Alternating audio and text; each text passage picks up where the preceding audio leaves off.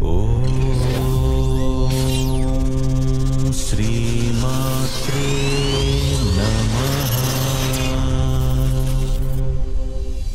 ముఖ్య అతిథి గారైనటువంటి గౌరవనీయులు శ్రీ శెట్టి వెంకటేష్ గారిని శక్తిపీఠం తరపున స్వాగతం పలుకుతున్నాము. శ్రీమాత్రే నమః.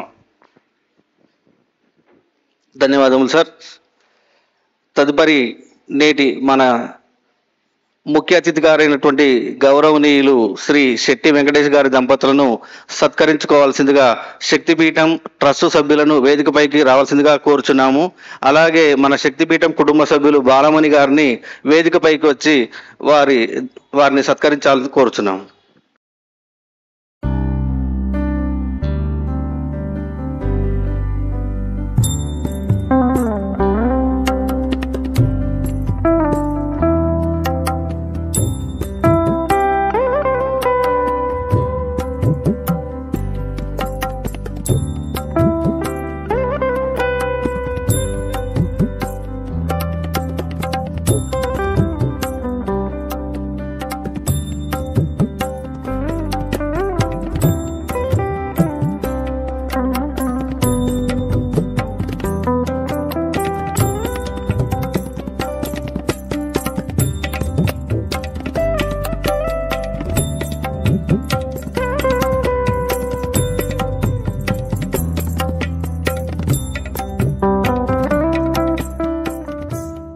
శక్తిపీఠం యొక్క వ్యవస్థాపకులైనటువంటి శాంతనంద పురిదుల గారికి మరియు వారి తండ్రి గారికి తల్లి గారికి నా యొక్క స్పష్టంగా నమస్కారములు.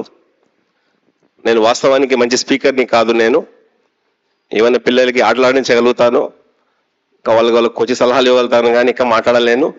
కానీ మన నారాయణపేట జిల్లా 33 జిల్లాల లోపల నారాయణపేట జిల్లా చాలా మంది వెనుకబడి ఉందని అంటారు. వెనుకబడి లేదు సార్, మన జిల్లా అందరికన్నా ముందు ఉంది. ఏ విషయంలో అంటే భారతదేశం లోపల 1000 మంది పురుషులకు 927 మంది అమ్మాయిలు ఉన్నారు. కానీ మన నారాయణపేట జిల్లా లోపల అమ్మవారి దయ వల్ల 1000 మంది పురుషులకు 1031 మంది అమ్మాయిలు ఉన్నారు సార్. కాబట్టి మనము భారతదేశానికి ఆదర్శం సార్ మనం. కాబట్టి నా చిన్నది ఆశ ఏమిటంటే నారాయణపేటలో మనకు ఎక్కడ లేని ఆధ్యాత్మికత అనేది మన ప్రాపర్ ఉండడము, అది మన అదృష్టం సార్. అది ఎందుకంటే గోశాల నిర్వహణ అంత ఈజీ కాదు సార్. గోశాల నిర్వహణ లోపల చాలా సదకం. ఎందుకంటే మా చిన్నప్పుడు మేము ఒక ఆవుని సాగడానికి మాకు చాలా ఇబ్బందికరంగా ఉండేది. అటువంటిది 60 ఆవుల సేకరణ, వాటి యొక్క సంరక్షణ చాలా గొప్ప విషయము. ఆ విషయంలో మిమ్మల్ని సదా రుణపడి ఉంటాం సార్ మేము. అలాగే ఈ సత్సంగాల వల్ల ఒకటి ఏమి సార్ అంటే ఇవన్నీ కూడా ఇప్పుడే చేసుకున్నాను నేను. గుంజీలు తీయడం కామన్గా తెలియదు, గుంజీలు తీస్తున్నాం, మనం ఏం తీస్తున్నాం తెలియడం లేదు, మనం తీస్తున్నాం.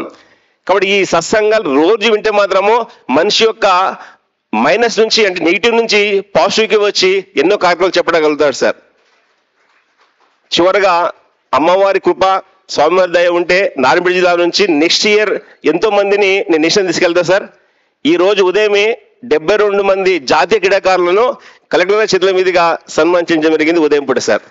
ఈ అవకాశం ఇచ్చిన అందరికీ కూడా పేరు పేరు ధన్యవాదాలు. Thank you అనడాలి.